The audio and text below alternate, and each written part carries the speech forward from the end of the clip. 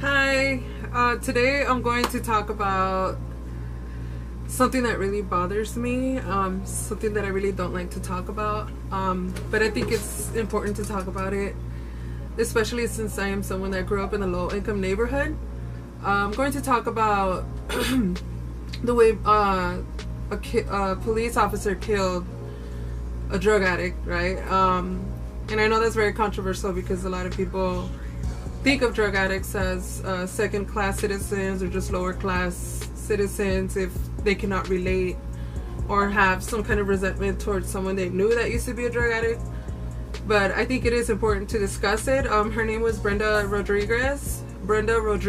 She was a 20-year-old female who lived in Salinas, California. And she was murdered by a police officer, right? I think she was like staying really close to her family's house, but she wasn't allowed in the home, so she was living outside of a Ford Explorer. And I'm just gonna say it up front, she was addicted to drugs. So when the police officers got there, she didn't behave like a sober person would, or a person that's not on drugs. And substance use disorder is actually a mental disorder, and it shouldn't be treated as a crime, but we tend to treat it as a crime. And one thing that she did do that was something that makes people say that it was her fault, was that when the officers arrived, they were trying to tell her to get out of the car. She wouldn't listen. I don't know if anyone has ever gone through this, but she was going through psychosis. I think when someone is in psychosis, they can't think accordingly. Whatever they believe is real to them, but not real in the real world, if that makes sense. But to them, it's really real at that moment. So nobody really knows what she was thinking or going through when the police officers came. She had a BB gun in the car, and I believe since she was a homeless person living outside of her Ford Explorer, she used that BB gun for protection. I guess it was like her way of feeling safe in the car. And obviously she wasn't feeling safe when the police officers arrived, and so she decided to stick her hand out with a BB gun. But prior to her sticking her hand out with a BB gun, her boyfriend had arrived and had told the officers, don't be, I don't know what he said exactly, but I'm pretty sure he was just letting them know that she had a BB gun in the car and that it wasn't a real gun, right? And the police officers had this information, but their defense is that, even though the boyfriend came and, told us that she, hold on, I'm sorry. Even though the boyfriend came, I'm sorry, I have to check the camera and see if it's actually playing, because or else I'm just saying all this for no reason. But anyway, okay. So just because he said that, right, it doesn't mean that it's real, I guess, according to the police officers. So as soon as she did that, the police officers shot her 18 times. So 18 times. When I found out that information, I kind of felt like that was way too many bullets, for someone that just happens to be living outside of her car, is obviously addicted to drugs. 18 bullets is a lot. And it really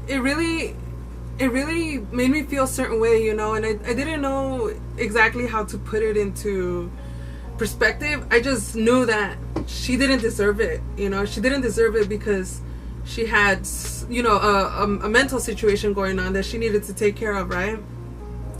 And so I was like, why do I feel kind of like this was wrong, right? Why do I feel like this was wrong, even though on the internet everyone's like, oh, it's fine, she looked for it, like she pointed a gun at the police officers, what did she expect, this is all her fault anyway, she shouldn't be using drugs, blah blah blah blah blah, right? And it's so easy actually to think that way. It's a lot easier, it's lazy to think that way, it's actually harder to think in a more logical way and actually ask questions, why does this not feel right? Should I just sound like everyone else and agree to what they're saying, or should I actually challenge myself and see, why do I feel like this is wrong, and am I right or am I wrong, and I was willing to accept if I was wrong. So I came in with those two options.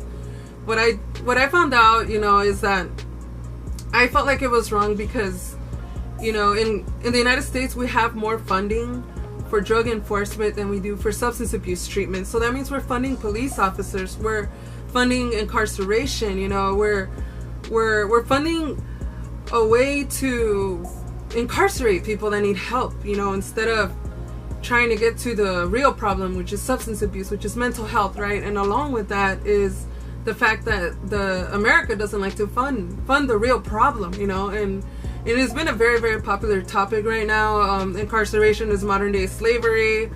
They actually benefit from having more people in jail, right? Because of the privatization of prison, and, you know, big corporations basically pay U.S. citizens, right, or even immigrants, like cents, right, an hour. Probably, I don't even know how much, to be honest. I don't know, but I know it's not even $1 an hour, and their profit from all those products is like way more than, you know, you can even imagine on what they're making. Anyway, I'm sorry, I'm just getting off topic. But another thing that I wanted to talk about was, like, poor people here are treated like cockroaches. We're just treated like cockroaches, right?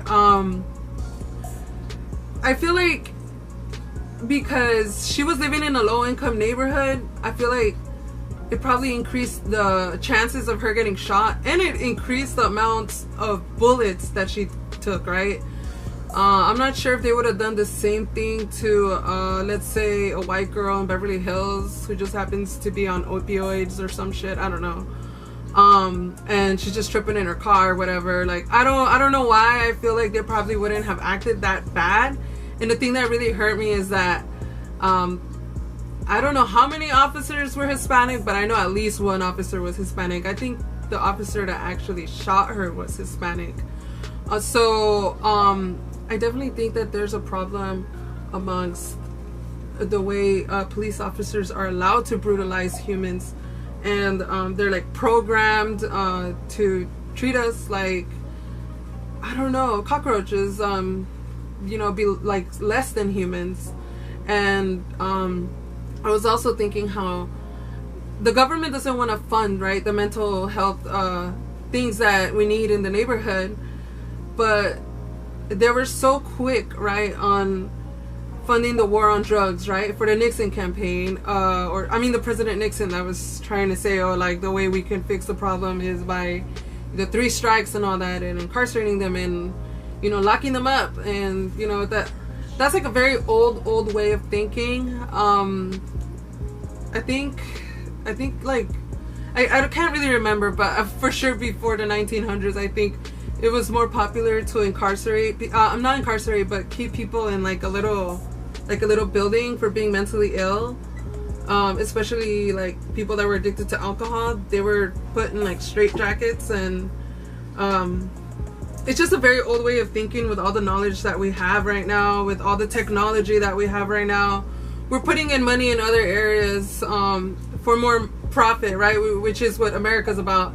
And I feel like Brenda Rodriguez's death is just a very good example of seeing how we have allowed America to have their priorities on the money, right, instead of the people.